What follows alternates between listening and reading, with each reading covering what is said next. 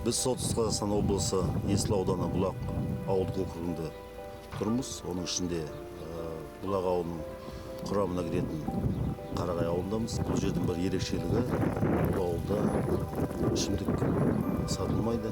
Ондай жай естілген жоқ, ондай жай тіркелген жоқ.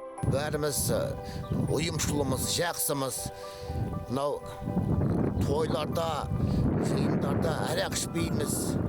Ол арақтың ешқандай бізге пайдасы жоқ. Арақ ішіп келгенде білесіздер ғой. Таңертең тұрасың, кеше мен не сөйлеп қойдым осы, не айтып қойдым деп ойламайсың. Келіп бетің ашық, жүзің ашық.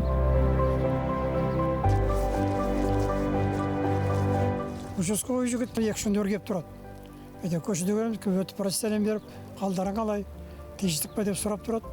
Халықпен қарым-қатынас өте жақсы. Бұнда ақсақалдар алқасы бар. Осы жыл ішінде 22-ші жылы осы ауылда ешқандай әкімшілік бұзушылық орын алған жоқ.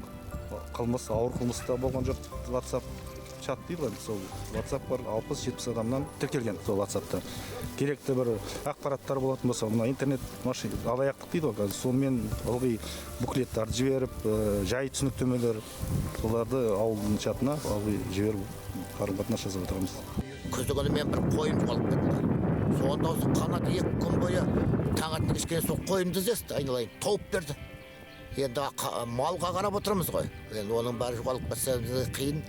Соны тауып беріп отыр. Рахмет, жағдайымызды бәріміз біліп отырады. Мынау Болат екеуі. Әкім Болат, участковый қанат келіп көмектесіп тұрады. Қал жағдайларымызды біліп тұрады. Ешқандай жамандық жоқ. Ауылда тиістік, ұйымшыл, жастар тәртіпті спортпен айналысады барлығы.